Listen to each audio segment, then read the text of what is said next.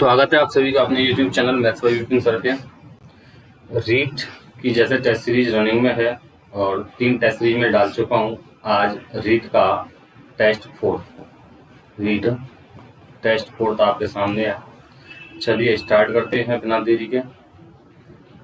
जो ये रीट का जो टेस्ट डाला हुआ है मैंने 20 के 20 जो क्वेश्चंस हैं वो इम्पोर्टेंट हैं और जो सिलेबस है उसके अकॉर्डिंग है।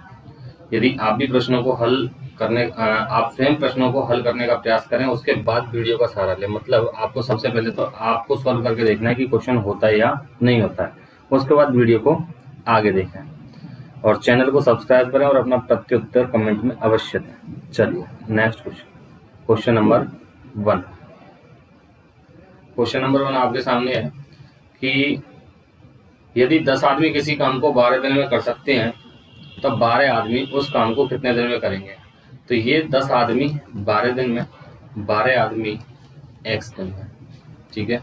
10 आदमी 12 दिन में, वही फॉर्मूला m1 d1 h1 बराबर होता है हमारा अपोन में w1 बराबर हो जाता है m2 d2 h2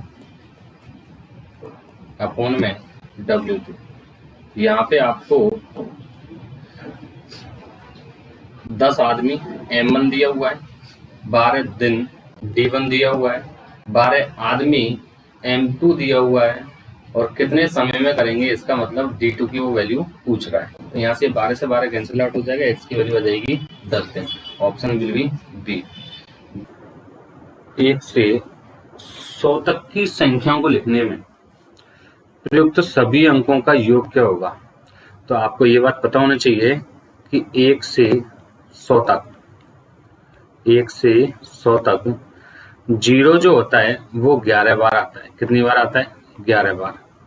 1 जो होता है ये 21 बार आता है और बाकी के जो अंक बचे 2, 3, 4, 5, 6, 7 और 8 ये सभी प्रत्येक 20 बार आती है। कितने बार आते हैं? प्रत्येक 20 बार। तो भाई जिस किसी भाई बंधु को कंफ्यूजन हो वो 1 से 100 तक गिनती लिखे आराम से और आराम से गिने, ठीक है। ये 1 से 100 तक जो गिनतियां लिखी जाएंगी ना, 1, 2, 3, 4, 5 ... 99 100, इनमें विजिबल फॉर्म में, किस फॉर्म में? विजिबल का मतलब हो गया कि आपको जो 1 दिखाई देगा ना वो 21 बार दिखाई देगा और 0 11 बार दिखाई देगा और बाकी के जो अंक बच रहे हैं वो सारे के सारे आपको 20 बार दिखाई देंगे, ठीक है। ये मतलब रहा इसका। अब उसने पूछा प्रयुक्त सभी अंकों का योग क्या होगा। तो 0 11 बार है तो इसका टोटल हुआ 0, 1 21 बार है तो इसका टोटल हुआ 21, 2 20 बार है तो इसका टोटल हुआ 40, ऐसे ही 3 20 बार है तो 60, 4 80, 5 100, 6 120, 7 140, 8 160 और यहाँ 9 और रह गया और 9 180। ये टोटल हुआ और ये टोटल आएगा आपका 901। तो ऑप्शन होगा आपका डी वाला। ऑप्शन कौन सा हो जाएगा? डी वाला। ये था आपका क्वेश्चन नंबर 2। क्वेश्चन नंबर 2 के बाद में क्वेश्चन नंबर 3 की ओर बढ़ते हैं।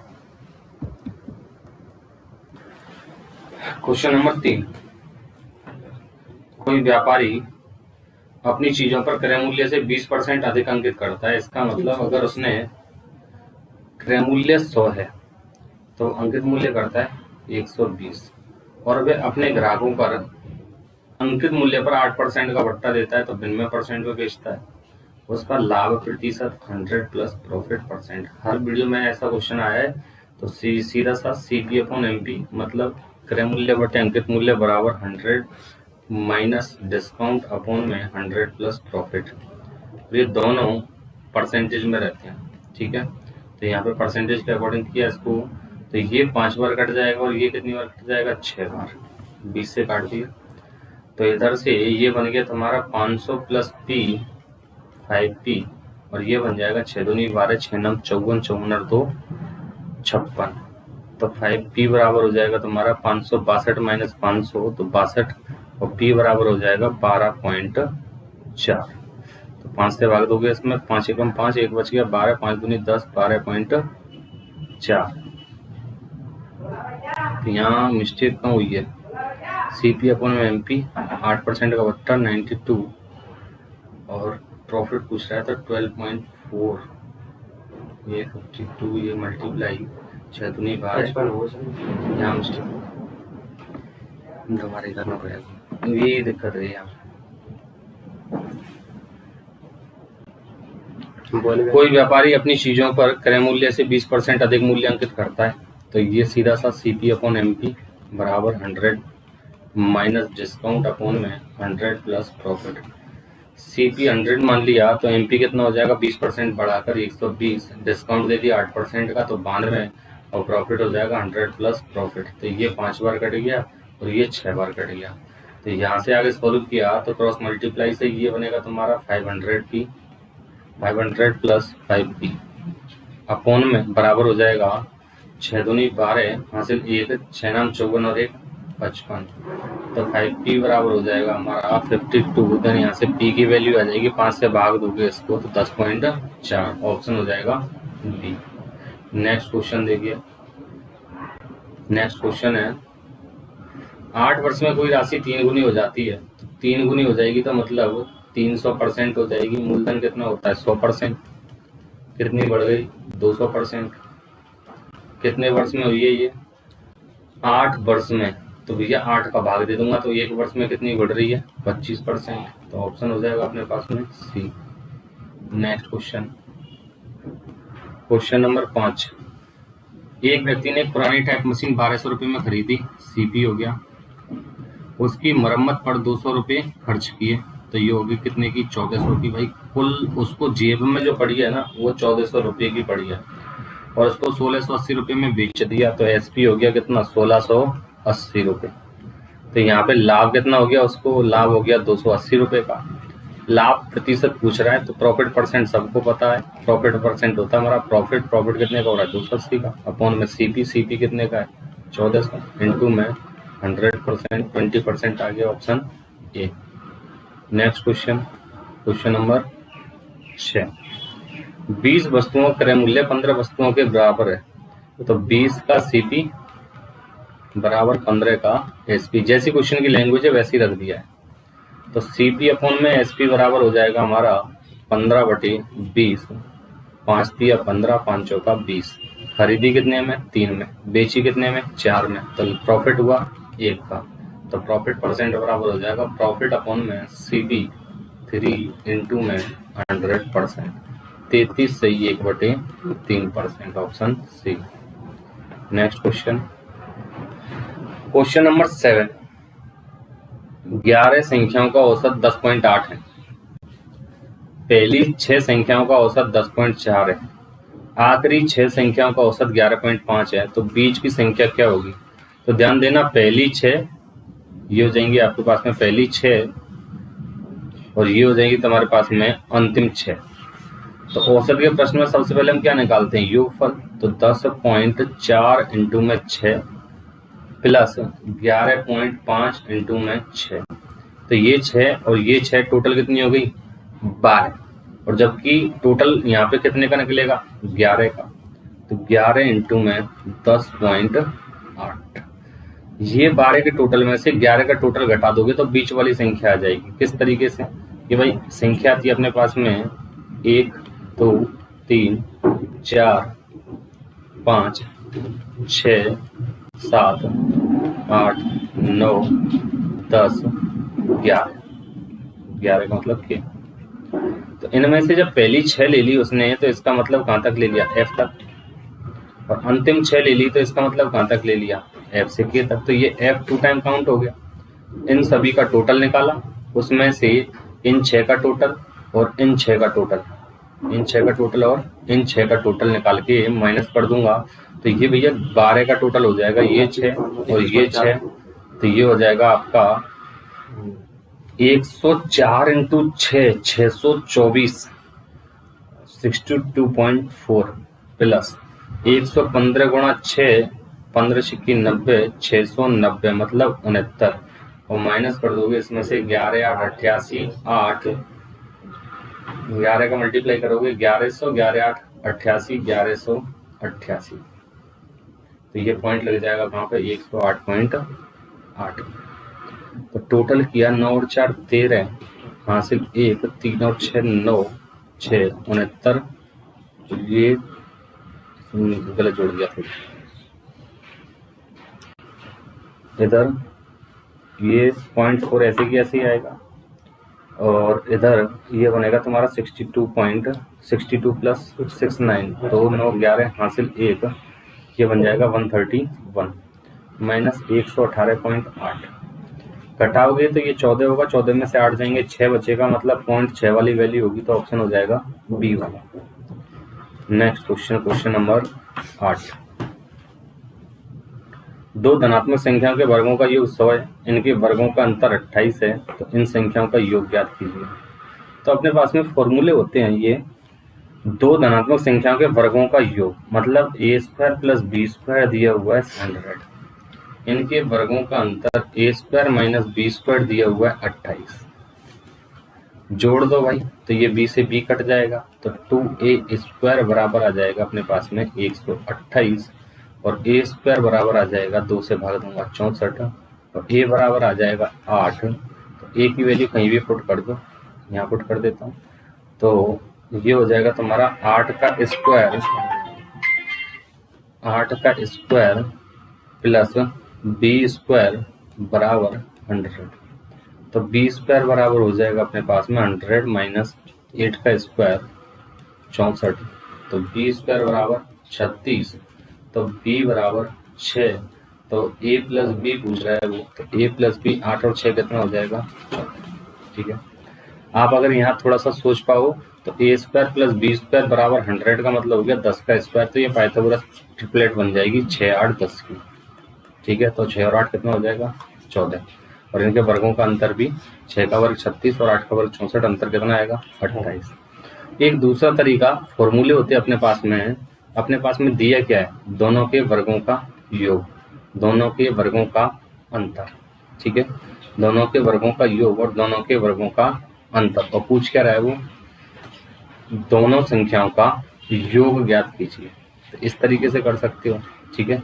और ये होता है हमारा a प्लस बी का whole square plus a minus B का होल स्क्वायर, ये बराबर होता है हमारा 2 इंटू में a square plus B square. लेकिन यहाँ पे ये फॉर्मेट लगेगा नहीं, क्योंकि ये होल स्क्वायर और यहाँ पे केवल संख्याओं के वर्गों का योग है, मतलब a square plus B square है।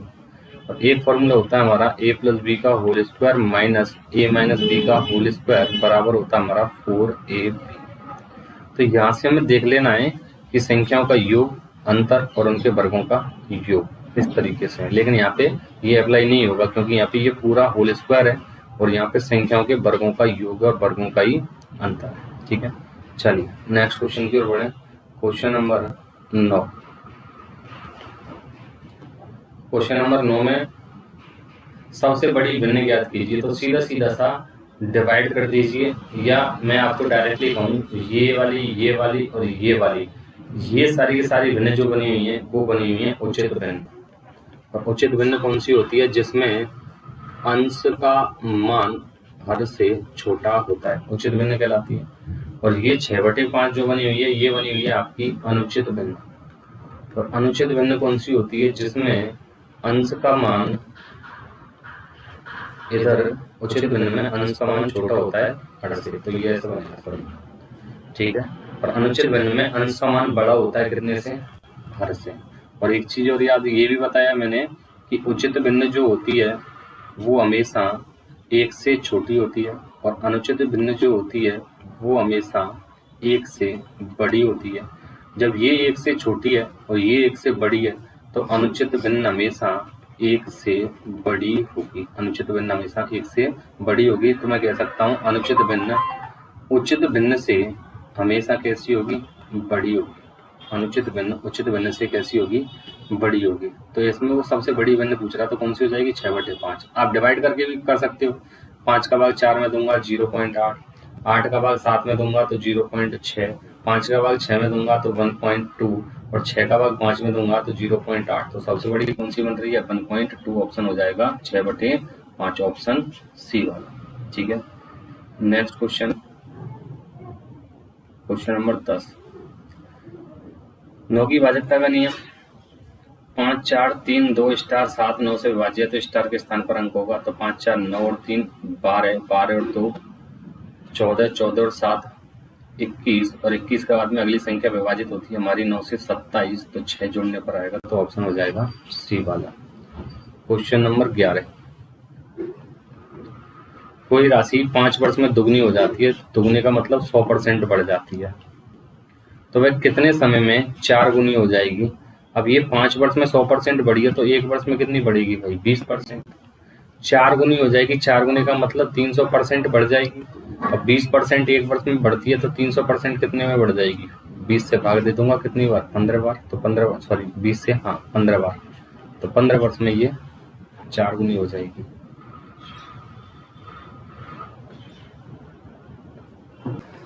हाँ जी, देखिए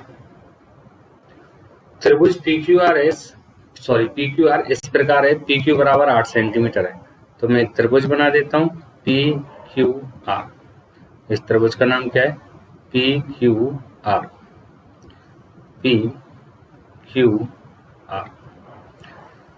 PQ बराबर 8 सेंटीमीटर है, ठीक है, और QR बराबर 7 सेंटीमीटर है, ठीक है, और PR बराबर है 7.5। और त्रिभुज PQR और त्रिभुज QXYZ, दूसरा त्रिभुज XYZ कैसे त्रिभुज है, समरूप त्रिभुज है। कैसे त्रिभुज है, समरूप त्रिभुज है। ये समरूप त्रिभुज है। यदि XY बराबर 16 है, XY बराबर 16 दिया हुआ है, तो YZ का मान पूछ रहा है, वो YZ की वैल्यू क्या होगी।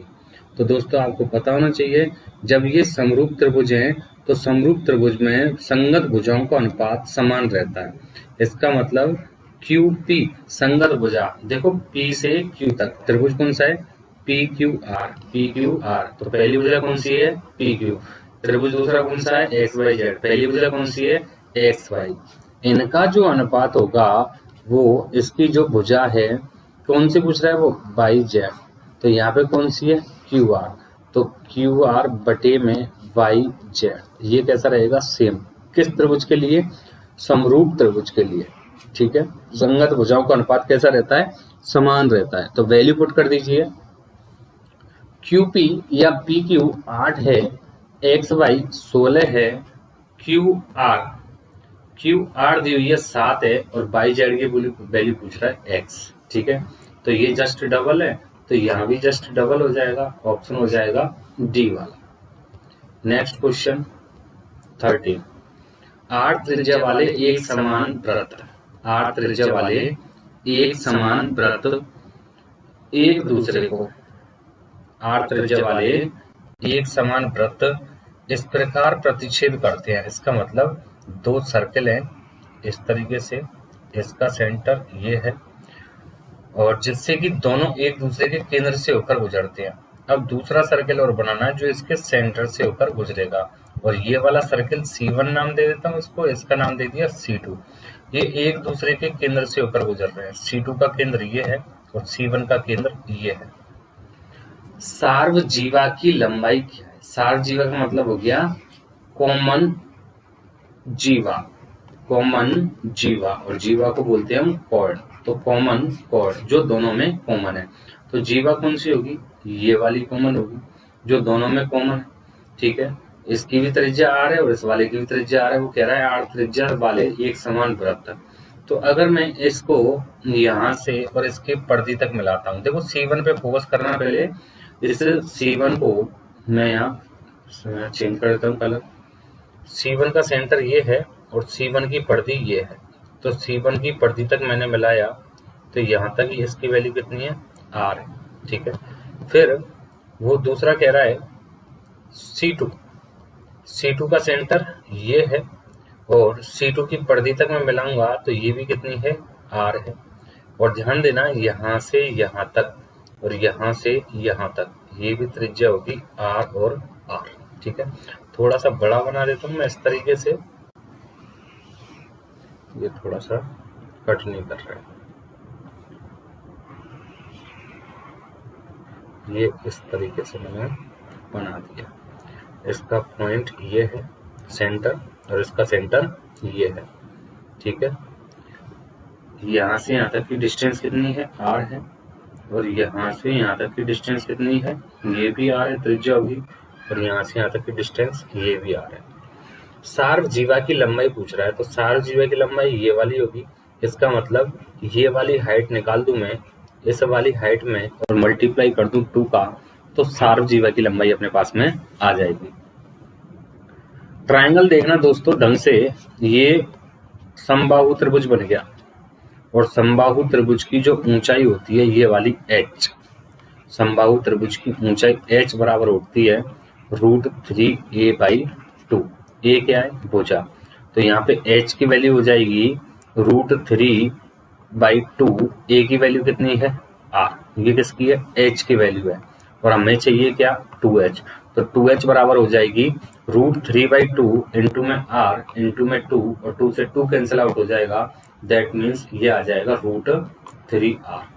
h की वैल्यू कितनी आई, ये h की वैल्यू आई थी अपने पास में √3/2r, तो ये भी h है, इसकी वैल्यू कितनी होगी √3/2r। ये h h plus h 2h, और 2h की वैल्यू कितनी आई है √3r। ध्यान रखना, ये सारी चीजें ज्योमेट्री की वीडियो में डिस्कस की हुई हैं।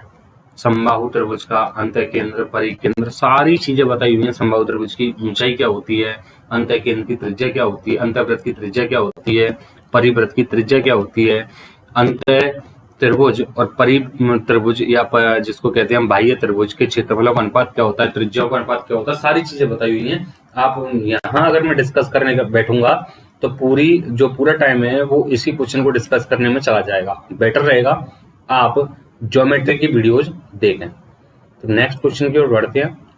देखिए नेक्स्ट क्वेश्चन, क्वेश्चन नंबर 14 को आप करने की कोशिश करें, अदरवाइज क्वेश्चन सॉल्व मैं करवाऊंगा।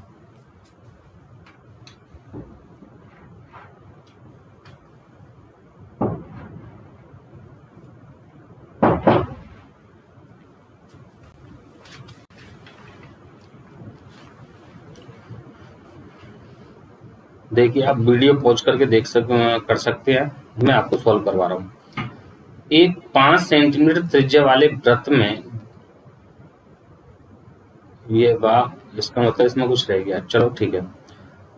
एक 5 सेंटीमीटर त्रिज्या वाले वृत्त में 2 समानांतर जीवाओं, अच्छा ये जीवाओं के नाम थे कोई, तो मैं ये नाम दे देता हूं ए बी और सी डी है, ठीक है, ये जीवाओं के नाम है, कि लंबाइयां क्रम से 8 सेंटीमीटर और 6 सेंटीमीटर है। तो जीवाओं के बीच की दूरी क्या होगी यदि वे केंद्र के विपरीत तरफ स्थित है। तो ध्यान दीजिएगा दोस्तों, ये कोई सर्कल है इस तरीके से, इसके केंद्र ये होगा और केंद्र के विपरीत ओर स्थित है ये इस तरीके से। एक की लंबाई 8 सेंटीमीटर है, ठीक है, और एक की लंबाई है आपके पास में 6 सेंटीमीटर।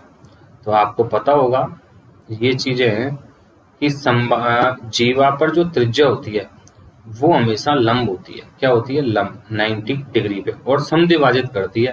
तो ये अगर 8 थी तो ये 4 में डिवाइड होगी, और ये अगर 6 है तो ये 3 में डिवाइड होगी। तो मैं इसको यहाँ से यहाँ तक मिला देता हूँ, ये बराबर नहीं हो सकती, ध्यान दीजिएगा, है ना, ये बराबर नहीं होगी। अगर मैं यहाँ से यहाँ तक मिलाता हूँ तो ये त्रिज्या बन जाएगी 5, और मैं अगर इसे यहाँ से यहाँ तक मिलाता हूँ इस वाले सेंटर तक तो ये त्रिज्या बनेगी 5।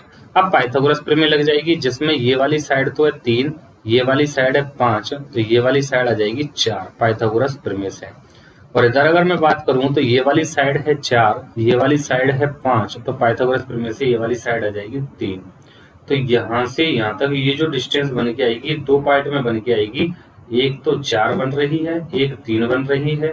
तो जीवाओं के बीच की जो दूरी बनी वो 3 + 4 कितनी हो जाएगी, 7। ऑप्शन हो जाएगा बी वाला, ठीक है। Next question, question number 15। Question number 15 देखिए,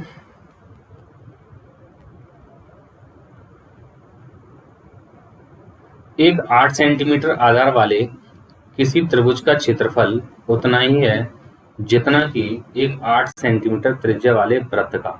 तो त्रिभुज का संगत शीर्ष लंब, ये मिस्टेक है इसमें, ये शीर्ष लंब है, तो त्रिभुज का संगत शीर्ष लंब होगा। तो ध्यान देना, अगर त्रिभुज का हमें शीर्ष लंब दिया हुआ है, सपोज दैट ये शीर्ष लंब होता है, ठीक है, ऊंचाई जिसको बोलते हैं, एल्टीट्यूड जिसको बोलते हैं ऊंचाई, ये पूछ रहा है वो, और आधार दिया हुआ है, आधार कितना है 8 सेंटीमीटर। तो त्रिभुज का क्षेत्रफल होगा 1/2 इंटू आधार 8 ऊंचाई h, जिसको हम शीर्ष लंब कह रहे हैं, ये बराबर है किसके, उस वृत्त के बराबर है जिसकी त्रिज्या कितनी है 8 सेंटीमीटर। तो वृत्त का क्षेत्रफल हमें पता है पाई इंटू में आर स्क्वायर होता है, 8 इंटू 8 हो जाएगा। तो यहाँ से ये एक 8 कट जाएगा, और h की वैल्यू वो पूछ रहा है, तो 2 का मल्टीप्लाई 8 से हो जाएगा, तो h की वैल्यू आ जाएगी 16 पाई, और ऑप्शन हो जाएगा अपना C. Next question, question number 16। देखो एक भी क्वेश्चन ऐसा नहीं है जो आप थ्योरी देखोगे और थ्योरी के अकॉर्डिंग हो नहीं, ठीक है, बशर्ते आपके ऊपर डिपेंड करता है आपने थ्योरी देखी हो। तो पहले आप थ्योरी जरूर देख लें, उसके बाद क्वेश्चंस को करें। किसी समचतुर्भुज का क्षेत्रफल 150 वर्ग सेंटीमीटर है। समचतुर्भुज क्या होता है, इस तरीके से, जिसकी चारों भुजाएं समान रहती हैं, प्रत्येक कोण 90 डिग्री का हो, ये आवश्यक नहीं है। क्षेत्रफल है 150, एक विकर्ण की लंबाई दी हुई है, कितनी है 10 सेंटीमीटर, और हमें पता है समचतुर्भुज के विकर्ण परस्पर लंब समद्विभाजित करते हैं 90 डिग्री पे। कितने डिग्री पे, 90 डिग्री पे। तो ये 10 था, तो इसको 5 और इसको 5, ये दो पार्ट में डिवाइड कर देगा। क्षेत्रफल दिया हुआ है कितना है 150 वर्ग सेंटीमीटर। तो पहली बात तो ये कि हमें ये पता होता है कि समचतुर्भुज जिसको रोम्बस कहा जाता है, क्या कहा जाता है, रोम्बस, RHOMBUS, रोम्बस कहा जाता है। इसका क्षेत्रफल होता है 1/2 इंटू में विकर्ण फर्स्ट इंटू में विकर्ण सेकंड, D फॉर डायगोनल, जिसको विकर्ण कहा जाता है। 1/2 गुणा में विकर्ण पहला इंटू में विकर्ण दूसरा, ये दिया हुआ है मेरे भाई 150। 1/2 इंटू में D1 की वैल्यू दे रखी है आपको 10, और D2 की वैल्यू वो आपसे पूछ रहा है 150। तो यहाँ से ये 1 0 से 1 0 कैंसिल आउट हो जाएगी, और 2 का मल्टीप्लाई हो जाएगा 15 में, तो D2 की वैल्यू आ जाएगी 15 गुना 30। तो ऑप्शन हो जाएगा अपने पास में बी वाला, ठीक है। क्वेश्चन नंबर 17, क्वेश्चन नंबर 17 अच्छा क्वेश्चन है। एक हॉस्टल में 35 विद्यार्थी थे, टोटल थे 35। विद्यार्थियों की संख्या में 7 की वृद्धि होती है, तो भोजन पर व्यय में 42 रुपये प्रतिदिन की वृद्धि होती है, जबकि विद्यार्थियों का औसत व्यय, ये लाइन इंपॉर्टेंट है ऐसे क्वेश्चंस की, 1 रुपए की कमी हो जाती है। किस में कमी हो रही है, ये कमी हो रही है, मैं अच्छे से अंडरलाइन कर देता हूँ, औसत व्यय में। किस में कमी हो रही है मेरे भाई, औसत व्यय में। इसका मतलब औसत का अंतर है ये, average first minus average second equals to 1। अब औसत निकालना है, मेन मुद्दा है हमारा औसत का, ठीक है। तो औसत बराबर होता है राशियों का योग बटे राशियों की संख्या। एक हॉस्टल में 35 विद्यार्थी थे। अब 35 विद्यार्थी थे, औसत किस में हो रहा है, 1 रुपए की कमी हो जाती है। इसका मतलब कुल रुपए होंगे, टोटल रुपए, टोटल रुपए, टोटल रुपए का मतलब यहाँ क्या है, कुल खर्च। कुल खर्च जो होता था वो हमें नहीं पता है, तो कुल खर्च मैंने मान लिया x है। तो x रुपए खर्च होता था जब विद्यार्थी कितने थे 35। विद्यार्थियों की संख्या में 7 की वृद्धि हो गई, तो विद्यार्थी कितने हो गए 42। तो भोजन पर व्यय में 42 रुपए प्रतिदिन की वृद्धि होती है। तो पहले x रुपए खर्च होता था, अब कितना होता है x + 42, जबकि विद्यार्थियों को औसत व्यय 1 रुपए कम हो जाता है। मतलब ये एवरेज फर्स्ट है और ये एवरेज सेकंड है, अंतर दिया हुआ है इसका 1 रुपए। अब इसको सॉल्व करना है, ठीक है। तो भोजन पर प्रतिदिन का आरंभिक व्यय कितना था, कुल खर्च आरंभिक x रुपए, x की वैल्यू हमको चाहिए। तो दोस्तों एक चीज ध्यान देना, x बटे 35 है, 35 का मतलब हो गया 5 गुणा 7, और ये x + 42 बटे में x 42 है, और 42 का मतलब हो गया 6 गुणा 7। इसका मतलब जो x की वैल्यू है ना, वो 5 से भी डिवाइड होगी और 7 से भी डिवाइड होगी। तो ये डिवाइड हो रहा है 5 से ये डिवाइड नहीं हो रहा, खत्म, 5 से ये डिवाइड नहीं हो रहा और ये डिवाइड हो रहा है। अब इनमें से देखो 7 से कौन सा डिवाइड हो रहा है, ये वाला हो रहा है और ये वाला नहीं हो रहा है, ये वाला नहीं हो रहा है, बिल्कुल ये वाला नहीं हो रहा है, ये वाला डिवाइड हो रहा है 7 से, तो यही आंसर है हमारा। ठीक है, बाकी इसको आप सॉल्व करोगे तो यहाँ से x की वैल्यू 420 ही आएगी, किसी भी कीमत पर ये चेंज नहीं हो सकती। ठीक है, तो यहाँ से इसको आप सॉल्व कर सकते हो। क्वेश्चन नंबर 17 के बाद 18। क्वेश्चन नंबर 18, वॉल्यूम से किसी शंकु की ऊंचाई h और उसके आधार की त्रिज्या r की 2 गुनी है। इसका मतलब h जो है वो 2r के बराबर है। शंकु का आयतन, और शंकु का आयतन होता है 1/3 इंटू में पाई r स्क्वायर h। यहाँ मैंने कैपिटल इसलिए लिया क्योंकि मुझे यहाँ से संबंध रखना है। ठीक है, चाहे आप स्मॉल ले लो, कोई दिक्कत नहीं है। यहाँ भी शंकु का आयतन जो होता है वो होता है 1/3 पाई r स्क्वायर h, लेकिन यहाँ पे उसने बोल दिया h जो है वो किसके बराबर है, 2r के, तो h की जगह 2r रख दूंगा, 1/3 पाई r स्क्वायर इंटू में 2r, तो ये बन जाएगा आपका r क्यूब और ऊपर बन जाएगा आपका 2/3 पाई r क्यूब। किस ऑप्शन से मैच हो रहा है ये पहले वाले ऑप्शन से मैच हो रहा है, तो ऑप्शन हो जाएगा ए वाला। नेक्स्ट क्वेश्चन, क्वेश्चन नंबर 19, लोहे का एक खोखला पाइप 21 सेंटीमीटर लंबा है, इसका बाहरी व्यास 8 सेंटीमीटर है। यदि पाइप की मोटाई 1 सेंटीमीटर है तो लोहे का भार 8 ग्राम प्रति घन सेमी हो तो पाइप का भार कितना होगा। क्वेश्चन को समझना। पाइप यहाँ मैं 2D शेप बना रहा हूँ, पाइप इस तरीके से होता है मेरे भाई, ये पाइप की मोटाई है। आप इमेजिन कर सकते हो कि घर में जो प्लास्टिक का पाइप लगा होता है या लोहे का पाइप लगा होता है तो उसकी कुछ ना कुछ मोटाई रहती है, ये वाली इसकी मोटाई है, ये वाली। ठीक है, मैं इसको थोड़ा सा इस तरीके से कर देता हूँ। इस तरीके का पाइप होगा कोई,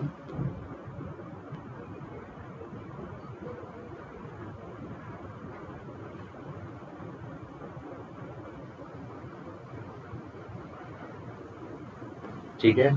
ये तो पाइप का हो गया फ्रंट वाला फेस, लेकिन पाइप होता कैसा है, इस तरीके का बेलनाकार पाइप होता है, बेलनाकार। ठीक है, जिसका ये वाला फेस मैंने यहाँ शो किया है आपको। अब एक बात बताइएगा आप कि पाइप में जो धातु लगेगी, पाइप में जो मेटल लगेगी, धातु लगेगी, वो इस वाले पोर्शन में तो लगेगी भाई। बीच वाला पोर्शन तो ये वाले यहाँ से यहाँ तक का ये पोर्शन तो खाली है, पाइप है, खोखला पाइप है। तो इसका मतलब इस वाले का मुझे चाहिए आयतन, और ये आयतन कैसे निकलेगा कि बाहरी बेलन का आयतन पाई r स्क्वायर h माइनस आंतरिक बेलन का आयतन पाई r स्क्वायर h। जो h है वो सेम रहेगी जो कि ये लंबाई है। ठीक है, h, तो यह बन जाएगा पाई h को माना जाएगा capital R square minus small r square. r capital R कौन सी है, बड़ी वाली त्रिज्या, दैट मीन्स यहाँ से और यहाँ तक, ये पढ़ दी यहाँ तक, और r जो स्मॉल r है वो कहाँ से कहाँ तक है, वो यहाँ से और यहाँ तक। ठीक है, तो ये बन जाएगा अपने पास में, और आगे कैलकुलेट करोगे इसको, h की वैल्यू दे रखी है तो 21 है। यदि पाइप की मोटाई 1 सेंटीमीटर है, इसका मतलब यहाँ से यहाँ तक ये 1 सेंटीमीटर है। लोहे का भार 8 ग्राम प्रति घन सेमी है, तो पहले ये वाली चीज तो बाद की बात है, पहले इसको सोल्व करते हैं, इसका आयतन निकालते हैं। ठीक है, तो ये बनेगा 22/7 इंटू में h की वैल्यू 21 इंटू में कैपिटल R। बाहरी व्यास दे दिया है 8 सेंटीमीटर, मतलब यहाँ से और यहाँ तक दिया है तो मैं 8 सेंटीमीटर, तो त्रिज्या कितनी होगी, 4 सेंटीमीटर, 4 का स्क्वायर माइनस। अब ये जो मोटाई है वो 1 सेंटीमीटर है यहाँ तक, यहाँ से यहाँ तक, और ये कुल जो है वो 3 है, और यहाँ से यहाँ तक कितनी है, ये 1 सेंटीमीटर, तो ये कितनी रह गई, ये रह जाएगी 2 सेंटीमीटर। ठीक है, सॉरी टोटल 4 है, टोटल 4 है यहाँ से यहाँ तक, ये 1 सेंटीमीटर है, तो ये 3 रह जाएगी, 3 का स्क्वायर। तो ये बनेगा अपने पास में 22/7 इंटू में 21 इंटू में 4 + 3 और 4 - 3, 4 और 3 7, 7 से 7 कट जाएगा, ठीक है, 7 से 7 कट जाएगा, 21 रह गया। चलो अब यहाँ पे बच गया अपना 22 × 21 सेंटीमीटर क्यूब। ये आयतन आ गया अपने पास में, ये आयतन आ गया अपने पास में, तो ये वॉल्यूम आ गया इसका आयतन 21 × 22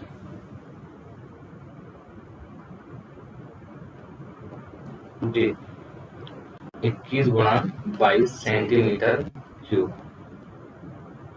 अब 1 सेंटीमीटर क्यूब में वजन कितना है? 8 ग्राम। तो 21 × 22 सेंटीमीटर क्यूब में कितना हो जाएगा?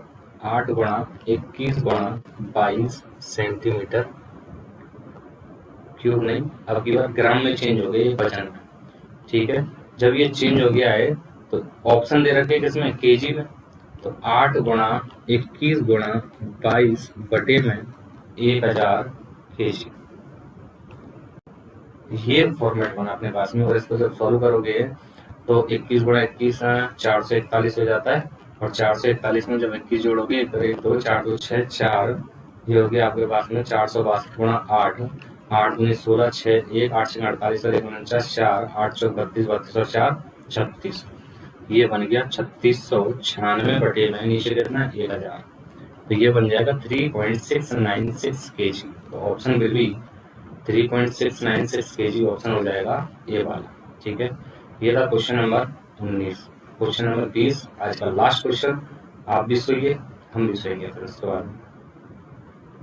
सूरज ने 2 घोड़े 5000 रुपये में खरीदे।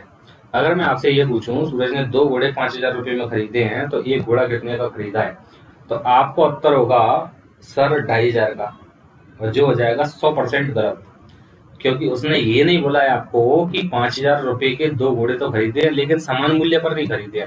अगर वो कहता कि पहला घोड़ा और दूसरा घोड़ा बराबर मूल्य के हैं तो आप कह सकते थे कि पहला भी 2500 का होगा और दूसरा भी 2500 का होगा, ठीक है।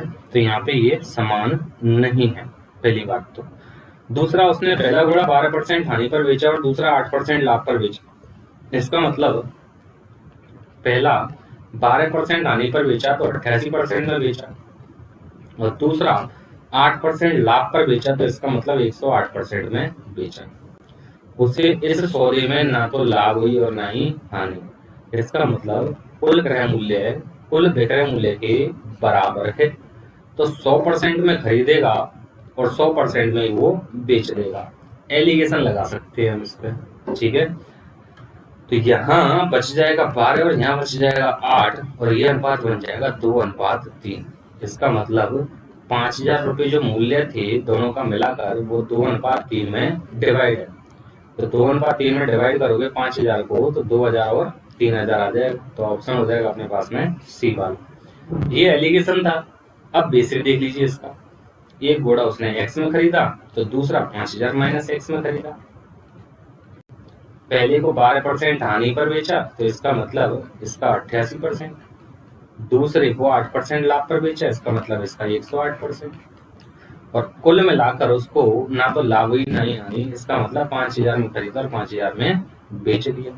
तो यहाँ से x की वैल्यू आ जाएगी और दूसरी वैल्यू आप 5000 में से x घटाकर निकाल सकते हैं, ठीक है। तभी भी ऑप्शन कौन सा आएगा? सी वाला। तो आज के लिए दोस्तों ये इतना ही था। मिलते हैं नेक्स्ट वीडियो में, कल मिलेंगे। तब तक के लिए tata bye bye, good night, और शेयर करना नहीं भूलें। Thank you.